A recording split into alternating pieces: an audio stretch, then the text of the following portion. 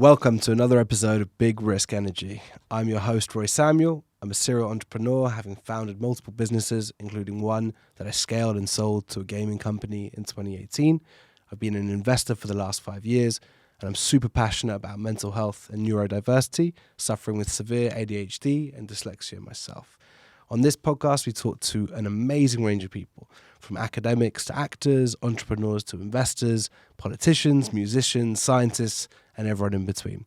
And we talk to these people about risk they've taken in their lives, risk they've taken in their careers, when they paid off and when they didn't. And on today's episode, I'm blessed to be joined by the one and only Jide Maduako. Perfect. Thank you so much. Jide is an entrepreneur. He's had a super exciting career. He's the co-founder and CEO of Yoke Network and also a former footballer. Thank you so much for coming on the show. Oh, thank you for having me. So I'm obviously fascinated by risk. So where I want to jump into this with you is, for probably a considerable part of your early life, you thought you were going to be a professional footballer. You go all in on that, and then you got to pivot. How much did that experience inform your relationship with taking risks and going all in on things? To be honest, it was an experience that always made me feel like I have to be different and I have to kind of achieve and be part of that 1% that does achieve. Because it always came from like my parents and like my mum. Like my dad was always like, well, he wasn't allowed to play football when he was growing up and stuff, and he was like, well, I want you to like try and live out your dreams and stuff. And my mum was like proper like education, like you need to get this degree. You need to. She wanted me to be a doctor. She still wants me to be a doctor. Always, still to this day. Yeah, in passing she'll be like, oh, you'd be such a great doctor, but like. She was always like, yeah, oh, if you're playing football, only 1% of boys want to make it. Only, like, not everyone makes it. And I always just was in my head like, yeah, well, I'm going to be part of that 1%. I'm going to do it. And then, to be fair, I didn't do it to the scale or to the level that I wanted to, but I still was able to, like, put pen to paper. Mm-hmm. And that was, like, very, like, confident thing for me. It helped me to build like confidence in myself as well, to know that I could achieve. So fortunately, like I had that experience, and then it allowed me to know like, well, if I can do this, I can kind of do anything. And yeah, that's what I would say. So you knew that there was no fear in taking those risks, and also you become very aware of the fact that risks can lead to failures, right? It doesn't always work out the way you want to. And do you think that's something which has served you well? Yeah, it served me well because I had that blind faith as a kid. Like I was always like, well, I'm going to do it. I just can't see why I couldn't. And like, I've always just had that in me to be like, yeah, I can achieve. I can do it. And I was just comfortable taking risks because I think looking back now as an adult, like I had an environment where I really could, because I had the support of my dad. I had to support my mum. I had like my aunties and uncles who I grew up with, who I could look up to, and they were like all in like professional careers, good role models. So like for me, I was like, well, I'm always gonna do well, so I might as well try out stuff that I can. And my mum, she was the type of person that she would put me through everything. Like when I was a kid, I literally, summer holidays, there was never an idle day. Like I'd be at a summer camp. There was a time when I was a kid, I was in chess club, I went Kumon. I did I did golf when I was with my dad, like as a kid, like for a bit. So like I was exposed to so much. So it's helped me with my later life to be able to like actually know, all right, well, there's different things that you could try, and like I've always been like trying different things, but my mum was always like, don't be a jack of all trades and a master of none. So like she's like, eventually you're gonna have to like focus and double down and specialize on something. So I've always tried stuff, and I'm like, I feel like, as you said, like you're a big advocate for like ADHD and stuff. I haven't been diagnosed or anything, but I was that kid in school that the teachers were like, yeah, he's got ants in his pants. Yeah. So like and those who like know me when I was like a kid, like in school, I used to just be like, I wasn't that good in class. I was a high achiever, so like I'd get good grades and stuff, and that's why I was able to stay in school. Mm-hmm. Because they were like, well, he gets good grades and he's a good athlete, but I was just a menace. So like, yeah. So yeah, it helped me, that foundation, just growing up. and having like a pretty good childhood and fond memories, it gave me the confidence like in life to just be able to take risk and know that you might as well try. So I think that's a fascinating backstory. I think it makes so much sense and totally I identify with a lot of what you're saying there in terms of that struggle in school. I could actually never do well academically until I got myself treated. I couldn't make it happen, but somehow managed to scrape through. And what do you think the first big risk you took was? So how old were you when you founded Yoke Network? I was 24. Right. So okay. when I was 24, I was working at Sweatcoin previously, and I've been taking risks my whole life. To be fair, I'll be real, because I was a risk-seeking kid. Yeah. Like my risk to reward ratio was has come down as I've been an adult. So like early on in life, like I was literally that kid in school that was selling sweets and stuff. Yeah. So like I'd be like I'd like leave school at like lunchtime and go and like re-up on my stock and stuff, and then like, I'll be sending like PE days. I'll be going Iceland and doing Lucozade. And, I think it's like 50p Lucozade, sell it in school for £1, stuff like that. So great margin. 50% margin, so it's not too bad. But then as I got older and took like real serious risks in life, it was mainly like with Yoke. I think it was more of a calculated risk, because at the time when I started Yoke, I was living at my mum's. I didn't have anyone in terms of reliant on me or dependent on me. I was just like kind of out there trying to. I finished university, and I was like, well, I'm working at Sweatcoin, and I'd been involved in like kind of like crypto and stuff for a bit.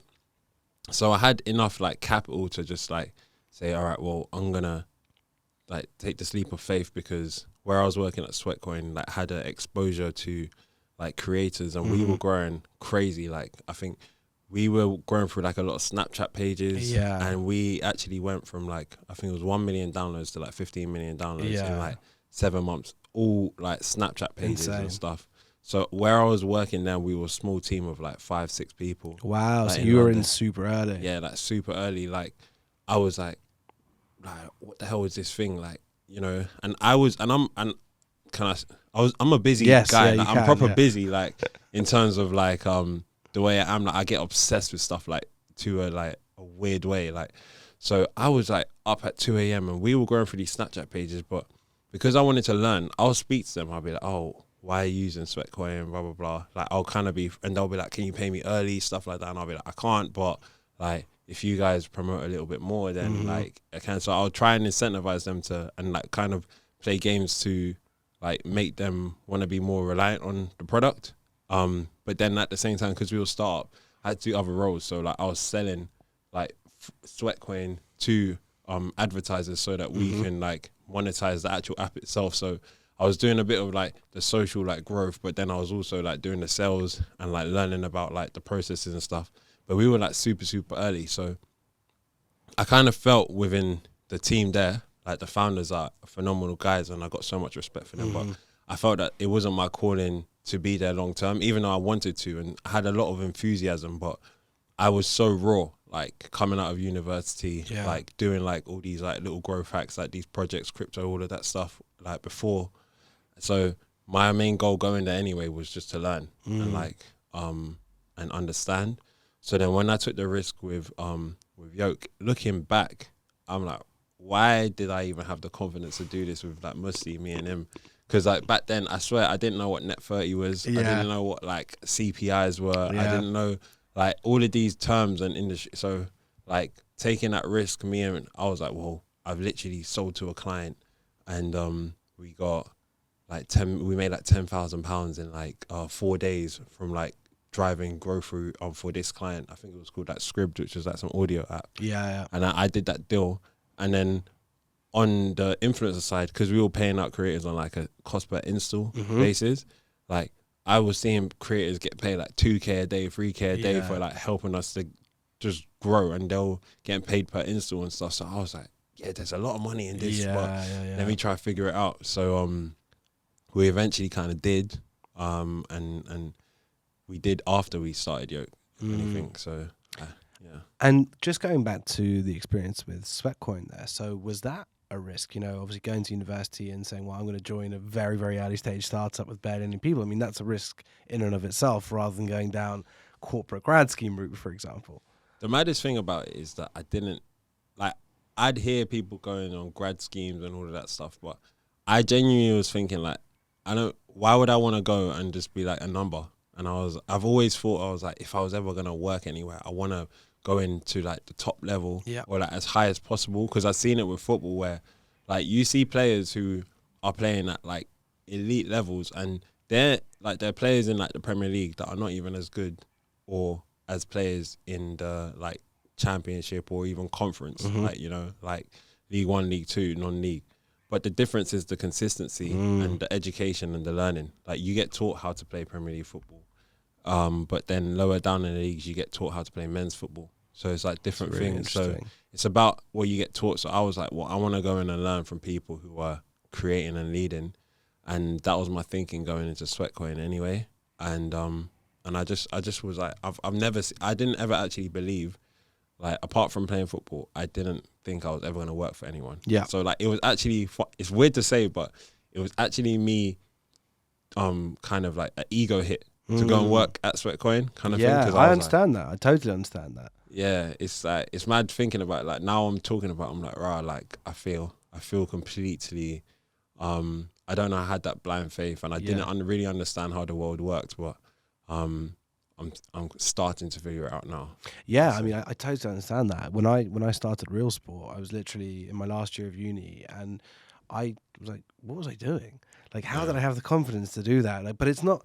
It's honestly, it's delusion. Yeah, like it's genuinely delusion. I say this on most episodes because I'm speaking to entrepreneurs. Like the first time you do anything, obviously you have no experience, you've got no education in it, especially with something like building a startup, trying to build a business.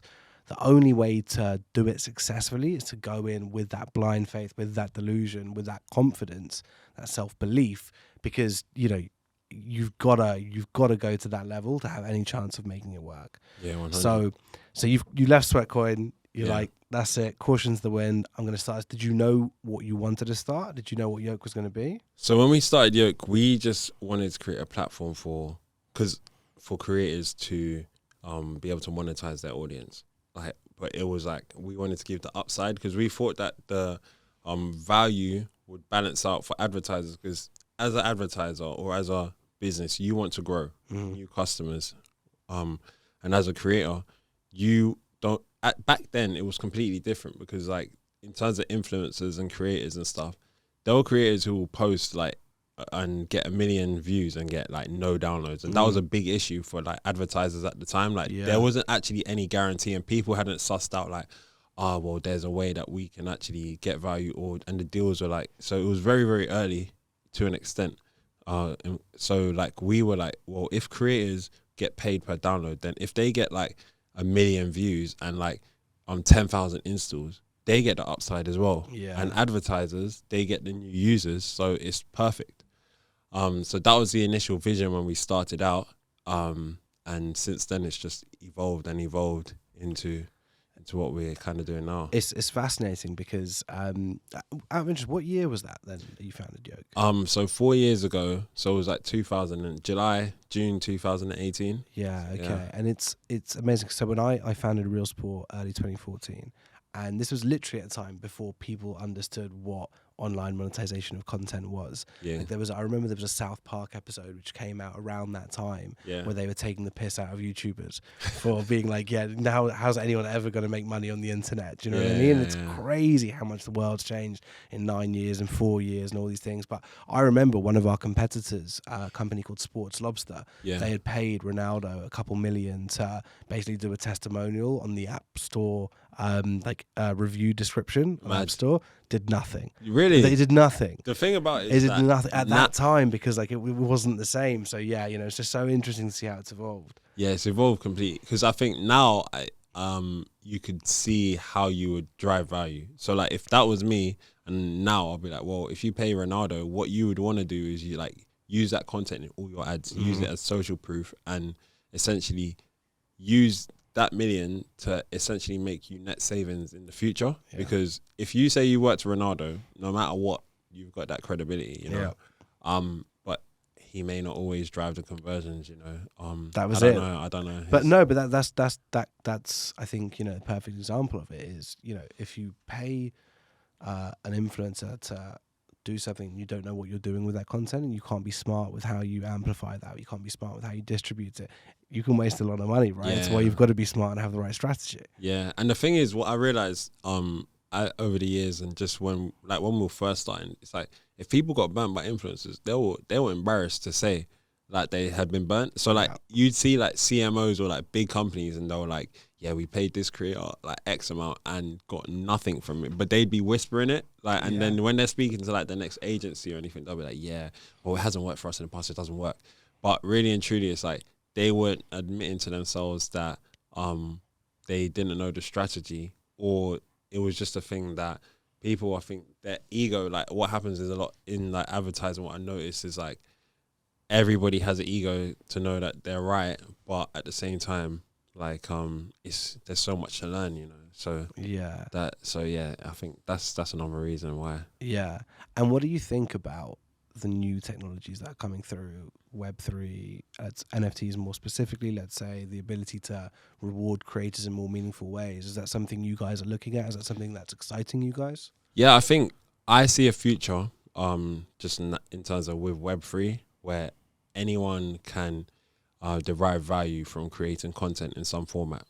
What I just think now is that it's still very fragmented as a market, and there's so much like new ideas that are going to get people burnt and turned off. Like if you think about just even like the creator economy and not even the creator economy, the internet, it's I was listening to a book recently, and it was just saying about how much harder it was for Amazon to scale, because they literally had to like get their own servers. They literally had to host their own like shit, So, but now it's like you can literally run and scale a business up to like 100K a month, 200K a month, and it will cost you like probably running costs like less than $1,000, and because there's so many subscriptions and like SaaS services, so much tooling out there, it just allows you to do what you need to do. Exactly. So that compounds. So I think that with Web3 and like even the creator ecosystem, what's happening is that I don't know the time period, but I predict over the next 5-10 years, it's gonna compound where it becomes a lot more easier for like everybody to derive value and for the ecosystem to thrive. But right now, because it's still fragmented, there's some ways where people can't derive that value and people get burnt. But and it's fascinating, and we talk about risk, and I think one of the biggest risks people can take is to try and become content creators, because again, it's one of those things, you need to go all in, you need to have that dedication, that commitment to get anywhere with it. Do you see a future where there is enough attention, enough engagement to sustain the amount of people who want to create content? So I think that the future is content creators are just going to be creating content in different formats. So different people derive value in different ways. What we learned early on is that that whole becoming a KSI, becoming a like mega star, they're the 1%. Yeah, even less than 1%. There's like a group of creators that literally are running the internet in terms of attention. Yeah. But then there's a massive long tail where a lot of people can derive a lot of value. And that's where I think there's going to be a lot of different services to service different people. And like what we're doing now, we're focused on, we've been focused on like that long tail and providing different services for people to derive value. Because we used to work with like the biggest creators, and like even at Yoke, we were probably one or two of the earliest, the first ways for creators on TikTok to monetize. Wow. Because we were very early to it. It was before TikTok even had an ads platform. Wow. So like it was literally creators will jump on our app and get paid out for installs, and because back then the organic reach was crazy. Like we literally had there's one creator, I'm not gonna name his name, but he knows who he is. Name him. I'm joking. He knows who he is, but he literally came onto the app and he earned like 20K in a day. Wow. Back then, because he was growing he was so viral, so organic. He created this ad for like this VPN app, and he was just driving a bag like crazy installs. Yeah.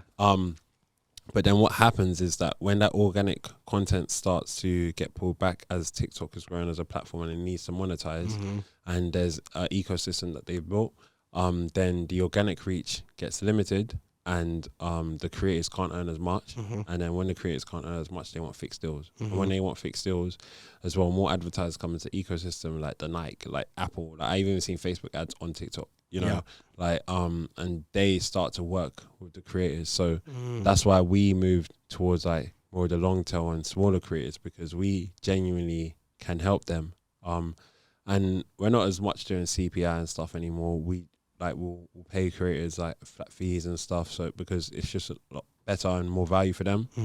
But now obviously with like advertising tools that we built, we're able to help advertisers get that upside and stuff. So there's the business has evolved, but I think that the creator space, there's just that long tail. There's going to be more businesses like us, and in different variations of how you can engage and derive value for creators for that content, and then obviously for advertisers as well. Super interesting. And I think one of the things you're talking about there as well with, organic starting off very, very strong on new platforms. Then as time goes in and they build in their ad serving ecosystem, it obviously decreases. And I remember when we were running Real Sport, we could create content and organically get 3 million views with no spend.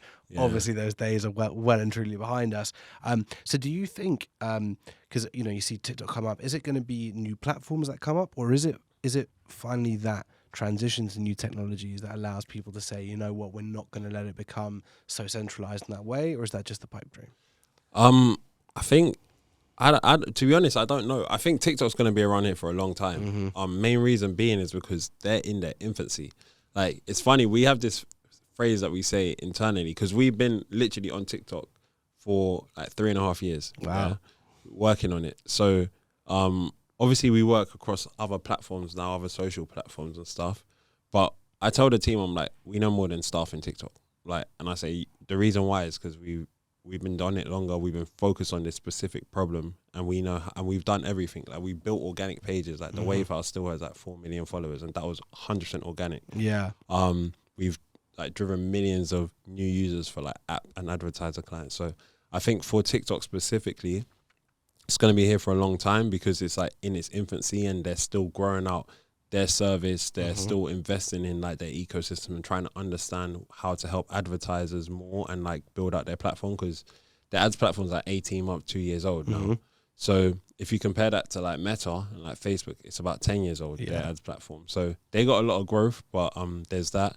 And then I think just the ecosystem in general, in terms of like Web3 and like the creator economy, there are going to be so many tools, because there are different social platforms and different ways that you digest content, because there's short form video, there's like which is like TikTok, then there's like still photos. They're not going to go, you know, so there's like the photo, there's like more longer form content in terms of like YouTube, and like you see like Mr. Beast is doing stuff like that. And then I mean, that's just insane what he's doing. I mean, it's crazy. It's honestly redefined what creators are able to do, and redefined, I think, how the way serious investors, serious funders look at that space. I mean, you must be so excited when you see that potential. Yeah, I think what he's doing is like phenomenal, because in terms of the way that he's thinking outside of the box and basically turning YouTube into Hollywood, I think that's phenomenal, and it will be good to see. There's not going to be, not everyone can be a Mr. Beast, but it's going to be good to see how more creators can probably take his model, package it up in a smaller way, and like grow their own ecosystems, grow their own businesses, because the attention's there. And like going back to my last point, like there's so many different ways to digest content in terms of live streaming. That hasn't even, like, there's Twitch, but that hasn't even like gotten to where it can get to. It hasn't really broken out of gaming in the way that you thought it might have. Exactly. So with that, I think different types of content get digested in different ways. And there's even Netflix as well. Like in terms of that's a subscription platform, but like it's streaming. Like there's so many different ways that we're just consuming content, but then within there's going to be different ecosystems to like give value to the creators and the Yeah. people on the screen and stuff. So it's exciting. I think it's fascinating. And I really think the big winner is going to be, especially with and this is going to be a bit out there, so bear with me on this one, but with everything going on in the world at the moment, and people have lost faith in governments, people have lost faith in the ability of the government to provide for them, either as individuals, either for us as society, and with energy crisis, cost of living going up. I genuinely think it's going to be platforms which learn how to reward the consumers. Those are going to be the ones who are going to win, because and I see it already. And again, this is going on a bit of a tangent, but a little bit in the US when you had Roe v. Wade being overturned, and then Amazon step in and Target step in, and they say, well, we'll pay for people to go get an abortions, and that alignment of value with your content provider, with your your consumer provider, like Amazon, whatever it is. Like, I see more and more that these platforms are going to come and occupy that space. And I think if there's a platform that can figure out how to help consumers make money, where it's like, okay, now I'm going to be rewarded for watching, I think those are going to be the serious winners. I think I 100% agree with you, and I'll build on what your point is. And I actually think, to add to that, it's not even just about making money, it's about derived value. Because like, you see it with like HubSpot, in terms of like, HubSpot is like a SaaS business, and it's actually becoming a media company, and it's got its media arm. Wow, I didn't know that. So like, they're acquiring podcasts, they're acquiring different. Really? I had no idea. So they've built out their it's like HubSpot Media Network, I think it's called. And then with that, they're essentially, through content, they're helping the audience. They're teaching the audience on how to build their business. You know. So I think what the value of like Web3 and crypto is that there is going to be more marketplaces of that will allow people to trade value, you know. So the value, and obviously the archaic way is that's through currency, through like, this is my currency, but then the switch is that currency is going to be in different formats, you know, and that's the exchange of value, and I personally think that we're light years away from that, but that is what it would eventually compound to. I personally believe. I totally agree. I think it has to get there, and I think obviously things like FTX this week have not done huge favors. I don't know if I was deep into Solana. I've taken a bloodbath. I don't know. So FTX had staking, yeah. So they had like a nice like staking function. So they literally taken my Ethereum. Yeah. But like, it happens, innit? Like, I think it's the age-old thing on crypto anyway. You're not meant to leave like money on like your currency on not an your exchange wallet, anyway. not your coins, right? Yeah. So it's like for me, I'm like, well, I kind of knew, but at the end of the day, it's like that's gonna happen. I can't let it affect me. Yeah, you know? Of course, and I think it's going to be a really interesting one to see if we ever do, and when we must eventually get to a stage where the actual use cases of the technology become accessible enough that people can see it beyond just another asset class, right? Yeah. Out of interest, what do you think is the use case that takes us through to more people utilizing these technologies? The use case? Yeah. What did you see cracking it? At least within your environment. Well, within my own environment, I think it's like through actually creator payments and that arbitrage, that transfer of value, you know, that transfer of value in terms of like content, and then you get this reward for the content. So I think early on you're seeing it do well with like NFTs and stuff. But I think, I don't know, the way I think is that I get obsessed with stuff. So like, in my first answer to what you just said was, I was like, well, when globally like everybody has devices that they can then have that the software to be on those devices, then that's when it's like gonna work. Because like, interesting, if you look at like Africa and like a lot of the emerging world, they've skipped like the desktop phase and gone straight to like mobile. So like, when I was in Nigeria early in the summer, like all my cousins are obsessed with like phones and like little mobile, and it's all like, obviously they're like Android devices, and not everyone's got iPhones, like a Western thing, and Apple's like a Western thing. But in these emerging economies, it's all mobile. So they're on social media, but then it's digital payments, because there's such an unbanked economy. Super interesting. So they need the digital payments. So like, to be able to actually get access to banking, or else like, and because their actual country is so fragmented, like in terms of like there's like not outside of the big cities there aren't really national grids like Right. and stuff like that.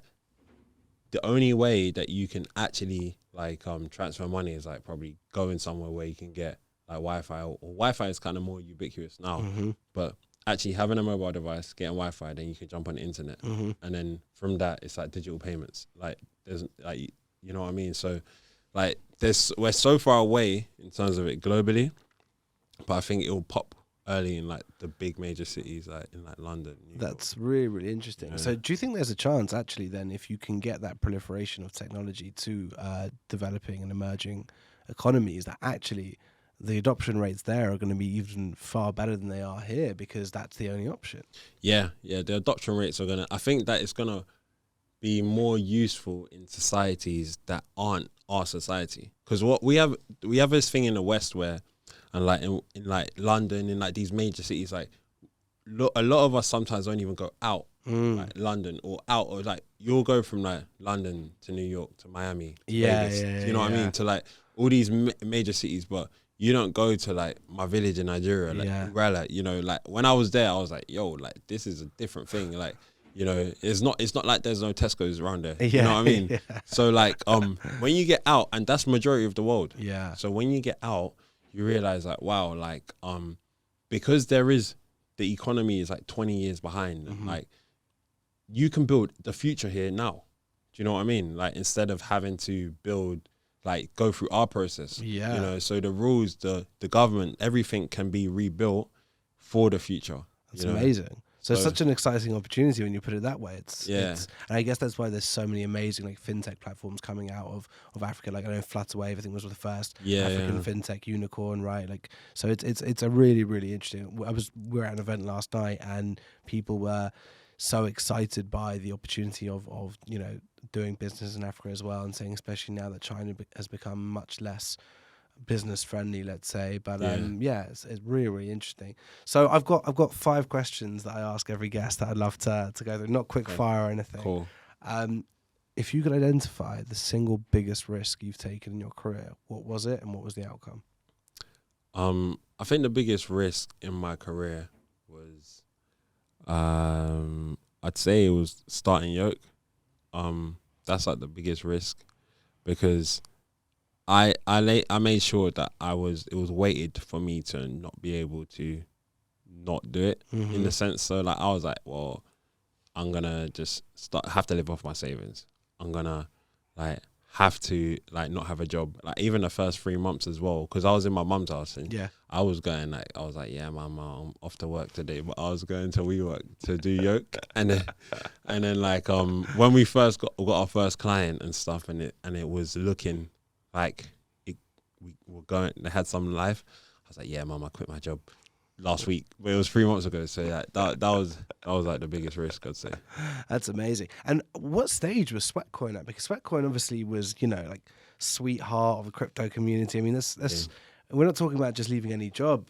Yeah. Sweatcoin was actually, so I left like a few months after we closed our Series A. Right. Okay. So that's when it's getting super exciting as well. Yeah. But the thing is, I just felt that I was like, I think I'll end up being a number here, because I felt like for my personal journey and my personal development, I needed to be able to make mistakes, and I needed to be able to have some more freedom. Yeah. But I don't think I was disciplined enough at the time, and I needed to get stung, which I've been able to do with like Yoke and like try different things. And yeah, so I don't think I was refined enough to actually be successful long term there. Yeah, I mean that is really interesting, and I suppose as well that, you know, just when a business is going into that post Series A, it is when they need specialists rather than generalists. So I can, a lot of people, right? It's one of the brutal things about startups is sometimes the team that gets you to that level, like it doesn't always transition there, but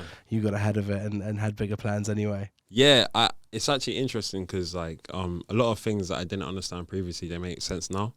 So like with that, I'm starting to see like, all right, well, there's things that we were doing earlier on, like year one in the first 12 months, and year like 1 to 3, and then 3 to and you're like, okay, well, you're gonna need this type of person. Mm-hmm. You're gonna need this type of person. And I'm more of the person in the business is that I wanna be loyal to the people that got me there.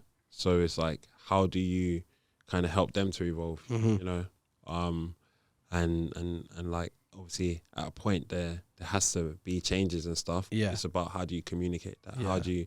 I think that's what a good leader does. They're good at communicating reasons why they have to make decisions, and that's what I'm having to learn. Yeah, totally. And I think it's like you, I feel like you're a real people person, like me, and it's always one of the hardest things as a leader who is a people person to understand how do you start giving that hard feedback, how do you make those hard decisions, and still something which is never easy. It's never fun to do, but I think it's just transparency, isn't it? Yeah, that's where 100% like I've always been transparent from like day one, like because I'm a bad liar. And I learned that early. Like I'm bad at being someone that I'm not. Yeah. So like I've even tried to copy people in the past, and then it just don't work out. And I just feel like, fuck, why have I done that? So I'm always just like super honest, and sometimes it's like too honest. And I think as well, I used to have like a lot of a temper when I was a kid, and like I've grown up to like not have it really, and just to be very super calm and like more like, well, this is it, and like have the ultimatum. But I think my biggest flaw is probably that I try to help too many people sometimes. But I blame myself a lot because I'll be like, well, yeah, it's my fault. This has gone wrong. Like I feel like if something's going wrong in your organization as a leader, it's your fault. Like, you can't really blame it. It's either your fault because you hired the wrong person. Yeah, and it's true. You know it is what I mean? like that is the case, right? It is the case, but you can't beat yourself up about it. No, you can't. But so it's just interesting. But it is really interesting, and it's the thing is like I get the feeling we're quite similar on this. Is I'm a placater. I like to placate. I don't like to let people down. I like to make sure people are happy. Yeah. But ultimately, and especially about the economy how it is right now, ultimately the placaters are the ones who end up getting fucked. Yeah, 100. Because if me or you, if we try and placate everyone in our business, we actually end up making the decisions that harm the business, and then ultimately it's on us. Yeah, I personally think sometimes I actually say to myself, I'm like, am I like I feel like I need to be a more bad person to be successful, you know? And that's the fight that you kind of have to have, because it's I don't think enough people talk about it in terms of like, there's times when you actually have to be very Machiavellian. You have to be very like, look, this is the way, or you got to go. 100%. Like, and you have to be comfortable with that.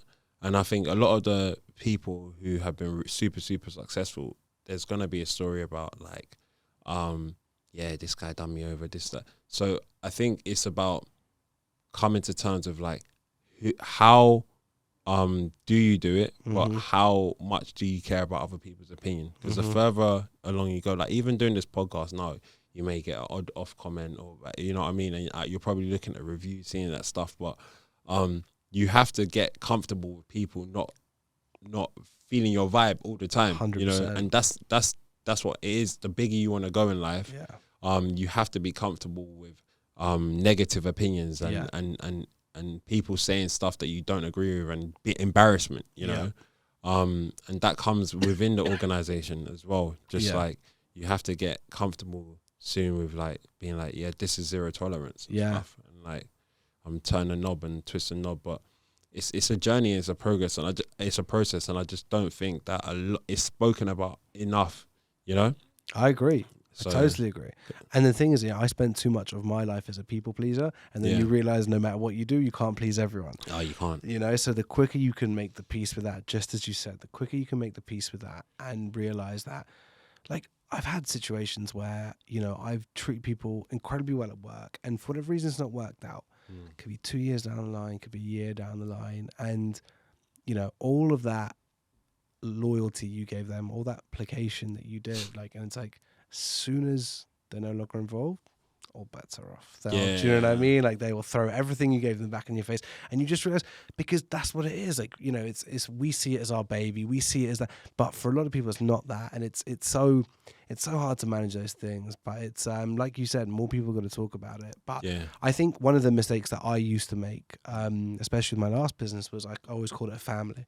Yeah. I called it like the connected family, the real sport family. And family is actually a really bad way of describing it, right? Because, well, I mean, you might want to cut out your family members, to be fair, but like, for the most part, you don't. Like, and now I've started moving to describing it as a team. Yeah. And team is the one where it's like we play for each other, we wear the badge, like it's all out there. But teams evolve, and you know, as you go through the motions, right? No, we used to do that as well. Like, and for a period, it was like very family, like as a business.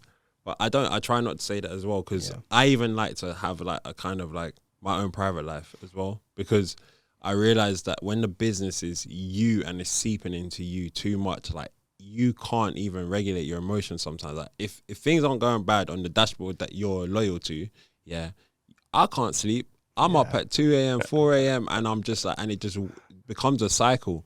So there needs to be a cutoff point, even with calling it how you call your staff. And I also think it's just like the key thing is about being consistent throughout the business in terms of what you say. So like, even if you're like, yeah, we want to delegate and we're a team, then like even in the Monday meetings, I used to just lead the Monday meetings and just talk throughout it. And then I got to a stage where I was like, well, I'm telling everybody that we need to delegate. So then I break it up. So everyone has their piece, or the team leads have their piece now and stuff. Or their section. So I think it's just about having consistency as well. I got a question for you as well. Yeah, so what's the biggest risk that you've taken? Oh, wow. I've never had it flip back on me before. Yeah, I had to. Biggest risk I've ever taken. Well, I dropped out of doing my master's to start my first business. I was halfway through my master's. So I was doing a master's in international conflict studies at LSE.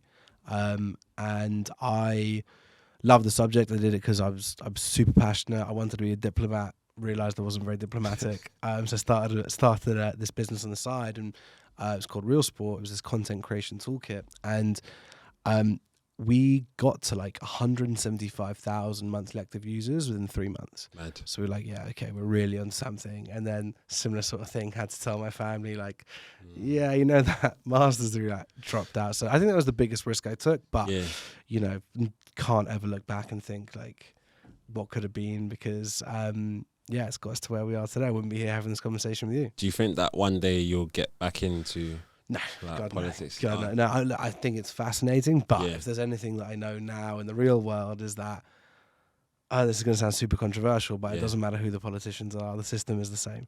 I hear that. Politics doesn't change much. The system controls politics, and if you actually want to make changes, you've got to be able to change the system, not the players in the game. I literally had this conversation the other day.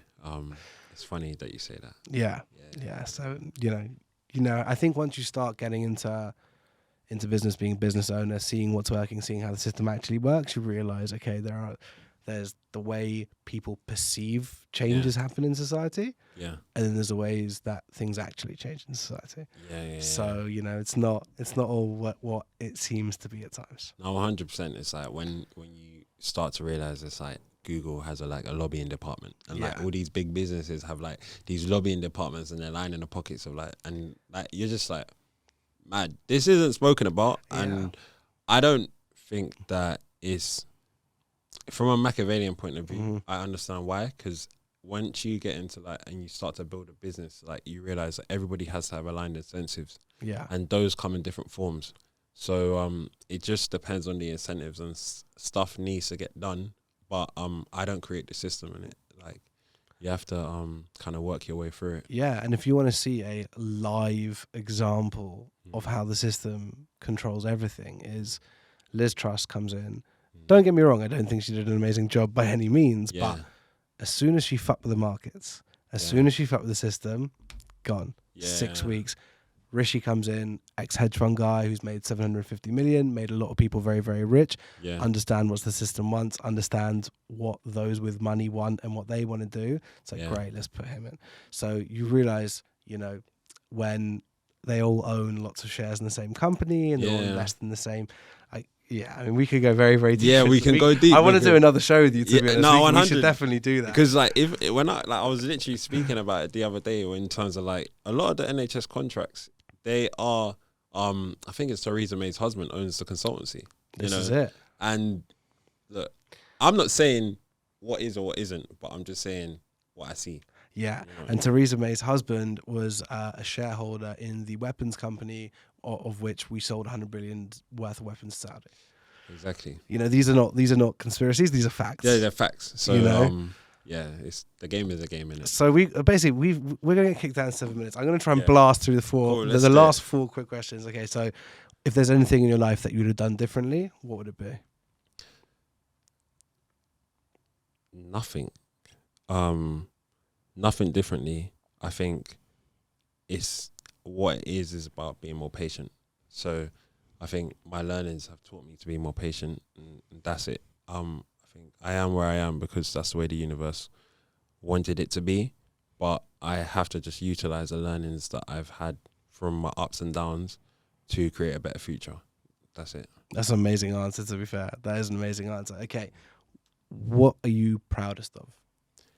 That's a very good question. Professionally and personally. So I think professionally, the most thing I'm proud of is that, like, obviously I built a business with my brother Musti, and like we're building a business, and like for me, I think I'm very proud that our relationship has never been sour for the past 4 years. And it's amazing. Even when we completely disagree, we talk to each other with like the utmost respect.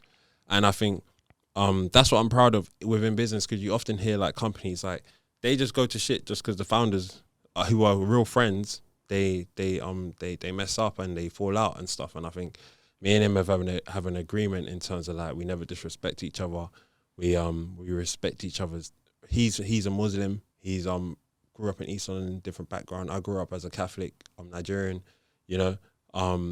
And like it's completely different backgrounds, but we got the utmost respect for each other, you know. It's amazing. So that's what I'll say. Like professionally is like the thing that I'm most proud of. Yeah, I think that's incredible, and it just shows how having respect can really change the way relationships are driven. If those are the building blocks of a relationship, because having a co-founder is having a spouse. Do you know what I mean? It's a marriage. It's a marriage.